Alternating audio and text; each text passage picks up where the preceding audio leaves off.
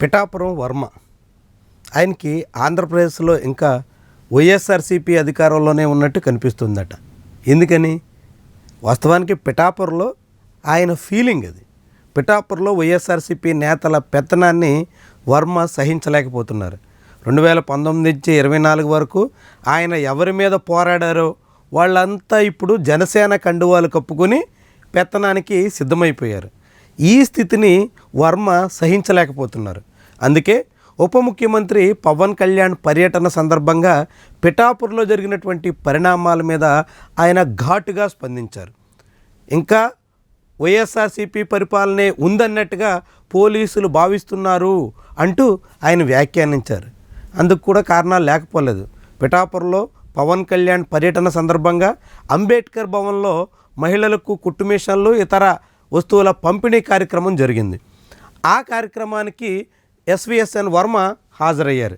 అయితే ఎస్విఎస్ఎన్ వర్మతో పాటుగా మరికొందరు తెలుగుదేశం పార్టీ సహచరులను కూడా ఆయన వెంట తీసుకుని లోపలికి వెళ్ళాలన్న ప్రయత్నానికి పోలీసులు అడ్డుకట్ట వేశారు.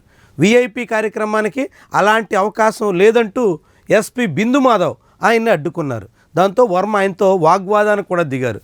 ఎస్పీ వర్మ మధ్య కొంత చర్చ కూడా సాగింది. ఈ వాగ్వాదం కొంతసేపు సాగినప్పటికీ వర్మకు మాత్రం ఆయన అనుచరులు తీసుకుని లోపలికి వెళ్ళే అవకాశానికి ఎస్పీ ససేమిరా అని చెప్పేశారు. కేవలం వర్మకు మాత్రమే పర్మిషన్ ఉందని, ఆయన మాత్రమే లోపలికి వెళ్ళాలని, మిగిలిన వాళ్ళని అనుమతించే ప్రసక్తే లేదని తేల్చేశారు. మరి వైఎస్ఆర్సీపీ నుంచి జనసేనలో చేరినటువంటి కౌన్సిలర్లను కూడా ఎందుకు లోపలికి అనుమతించారు అన్నది వర్మ ప్రశ్న. అయినప్పటికీ కూడా ఎస్పీ చేతులు ఎత్తేశారు. దీంతో ఈ వ్యవహారం వర్మకి ఆగ్రహం తెప్పించినట్టుగా కనిపిస్తుంది. అందుకే సోషల్ మీడియాలో ఇంకా వైఎస్ఆర్సీపీ ప్రభుత్వమే అధికారంలో ఉన్నట్టుగా ఫీల్ అవుతున్నట్టు ఆయన చెప్పుకొచ్చారు. వాస్తవానికి ఆయన ఫీల్ అయినా కాకున్నా పిఠాపురంలో ఇప్పటికే వైఎస్ఆర్సీపీ పెత్తనం సాగుతుంది.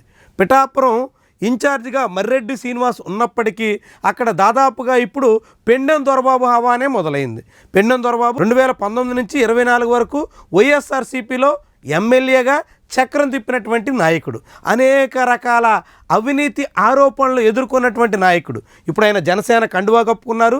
జనసేన పార్టీ తరపున ఇప్పుడు దొరబాబు అనుచరులే మొత్తం కథ నడుపుతున్నారు. ఇలా నడపడాన్నే వర్మ జీర్ణించుకోలేకపోతున్నారు. ఒకవైపు తన పార్టీ నుంచి తనకు గుర్తింపు రాక, కనీసం ఏదో ఒక పదవైనా కట్టబెడతారని, తన సీటు త్యాగం చేసినందుకు గుర్తిస్తారని ఆశిస్తే తన పార్టీ నుంచి ఆయనకి ఎటువంటి పదవి కేటాయించిన దాఖలాలు లేవు. రెండో వైపు తను ఎవరి మీద అయితే పోరాడారో వాళ్ళంతా ఇప్పుడు జనసేన తరపున వచ్చి పెత్తనం చేసే పరిస్థితి రావడంతో వర్మ కొత్తలాడిపోతున్నారు. వీటన్నిటికీ తోడుగా జనసేన పార్టీ ముఖ్య నాయకులు నాగేంద్రబాబు లాంటి వాళ్ళు పరోక్షంగా వర్మను ఉద్దేశించి చేస్తున్నటువంటి కామెంట్స్ ప్రభావం ఉండనే ఉంది. ఇవన్నీ కలిసి వర్మని ఉక్కిరి బిక్కిరి చేస్తుంది, తీవ్రంగా మదన పడేందుకు కారణమవుతుంది. ఇలాంటి వాళ్ళ కోసమా తాను టికెట్ త్యాగం చేసి గెలుపు కోసం అహర్నిశలు శ్రమించి విజయం సాధించేందుకు తోడ్పడింది అనేటువంటి ఆలోచన ఆయనలో, ఆయన అనుచరుల్లో కలిగేందుకు కారణమవుతుంది. ఇలాంటి ఆలోచనలు ఉన్న తరుణంలోనే పవన్ కళ్యాణ్ పర్యటనల సందర్భంగా వర్మని పోలీసులు అడ్డుకున్నటువంటి వైనం విస్తృతమైనటువంటి చర్చకు ఆస్కారం ఇచ్చింది. వర్మ పరిస్థితిని తేటతెల్లం చేస్తుంది.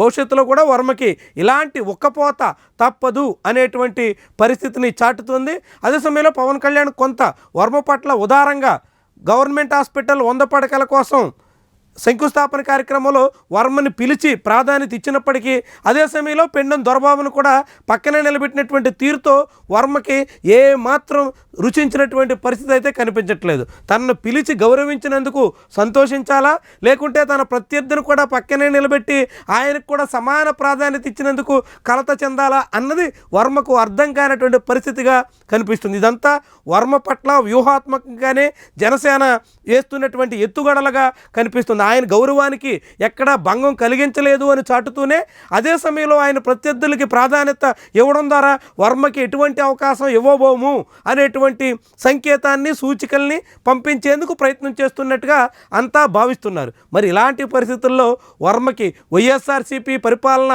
ఉన్నట్టుగానే కనిపించక తప్పదు. ఎందుకంటే తాము ఆశించినట్టుగా, తాము కోరుకున్నట్టుగా జరగనప్పుడు ఖచ్చితంగా అక్కడ వైఎస్ఆర్సీపీయా మరొకట ఎవరైనా వర్మకి ప్రత్యర్థులే ఇప్పుడు మొత్తం కథ నడుపుతున్నటువంటి వైనం మాత్రం పిఠాపురం రాజకీయాల్లో అత్యంత ఆసక్తికరమైనటువంటి వ్యవహారం.